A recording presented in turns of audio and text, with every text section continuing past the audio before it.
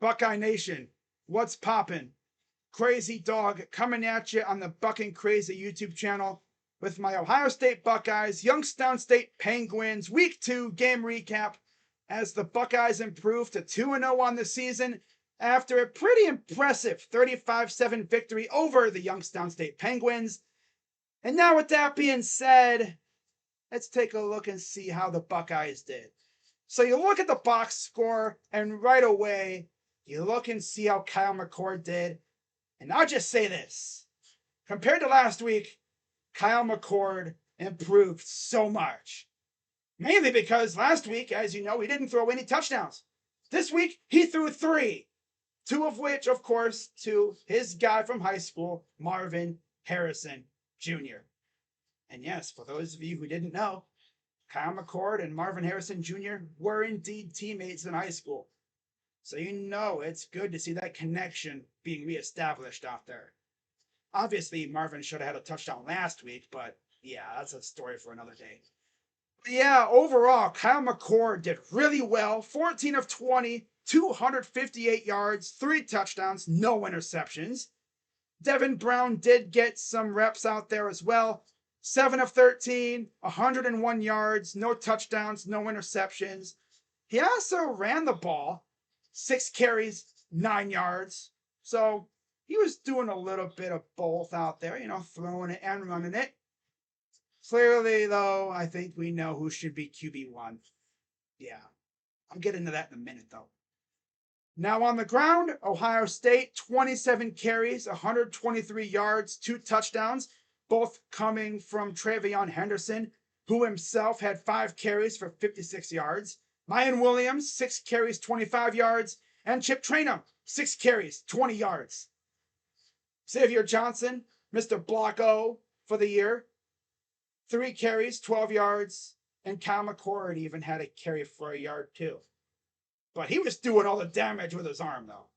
Yeah, I don't need to see Kyle McCord out here running around like a chicken with his head cut off. Right? Because he ain't no Justin Fields. It's pretty clear already. Now, through the air, this is where Kyle did the damage. 21 receptions, 359 yards, 3 touchdowns. Again, 2 of which went to Marvin Harrison Jr. 7 receptions, 160 yards total for Marvin with the 2 touchdowns. Emeka Egbuka also had a touchdown to go with 5 receptions and 94 yards. Mayan Williams had a reception for 27 yards. Julian Fleming, 3 for 25. Carnell Tate, 1 for 20. Travion Henderson, 2 for 18. G. Scott had 1 for 9. And Xavier Johnson had 1 for 6.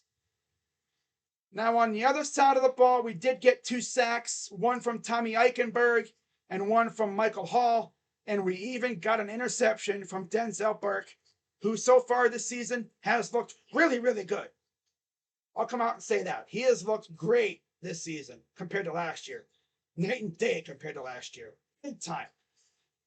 Now you look at how we did against Youngstown State. Mitch Davidson, 12 of 18 for 98 yards. Bo Brungard, 5 of 8, 37 yards and a pick. So in total, 17 of 26, 135 yards and an interception. Yep, we shut them down through the air. And you look at how the receivers did. 17 receptions, 135 yards. Leading receiver was Max Tomczak, 3 receptions, 53 yards. Bryce Oliver had 6 receptions for 37 yards. Nobody else really did anything besides those 2. And on the ground, we held them to under 100 yards.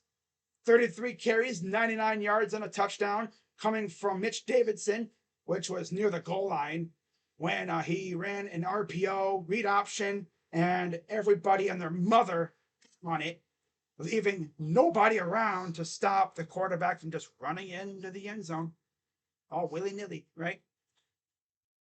But yeah, overall, really good game from the Buckeyes on both sides. And now let's get into my post-game observations. Now, before I do, be sure as always to hit the like button, subscribe, hit the bell, become a member, or eventually become a member, but become a member on my main channel as I try to grow that channel and also grow this one as well. Of course, my ultimate goal is to have this channel surpass my main channel in subscribers, which of course, that's going to take a long time, but like I say, never doubt Buckeye Nation. Now, with that being said, let's get into my post-game observations. Number 1, McCord is QB1 and Marvin is him. I think today's game should end the debate. Who is QB1? It's pretty obvious.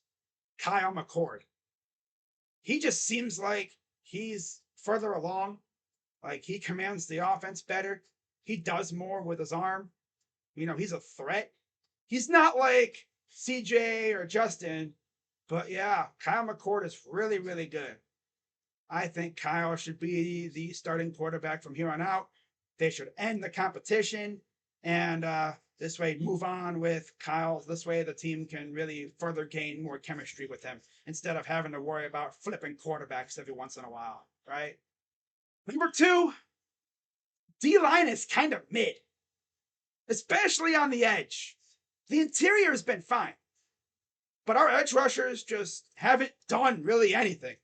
JT and Jack Sawyer aren't really getting to the quarterback. Now, you can attribute that to the fact that the corners are playing like 5 or 10 yards off the ball, giving these receivers free run off the snap.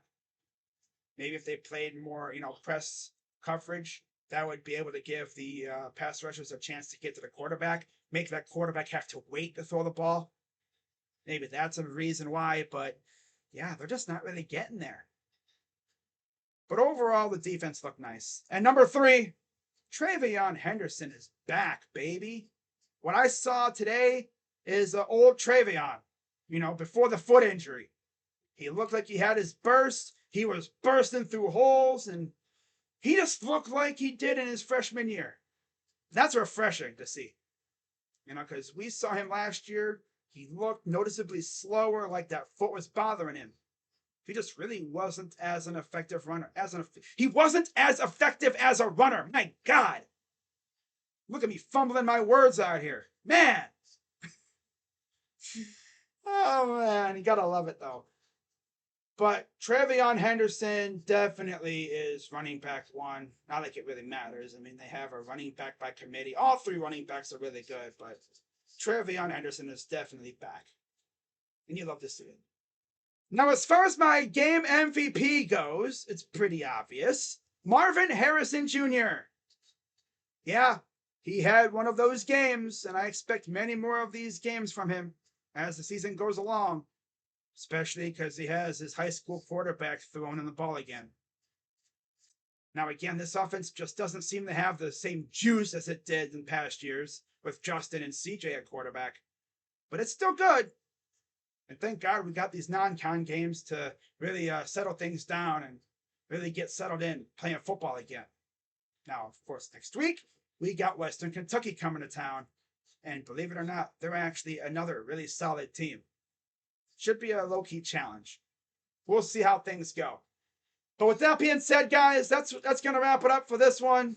As always, hit the like button, subscribe, hit the bell, and tomorrow's NFL on the main channel. You already know. With that being said, I'm Crazy Dog. Let's go Bucks. OH. I'm out. Bye-bye.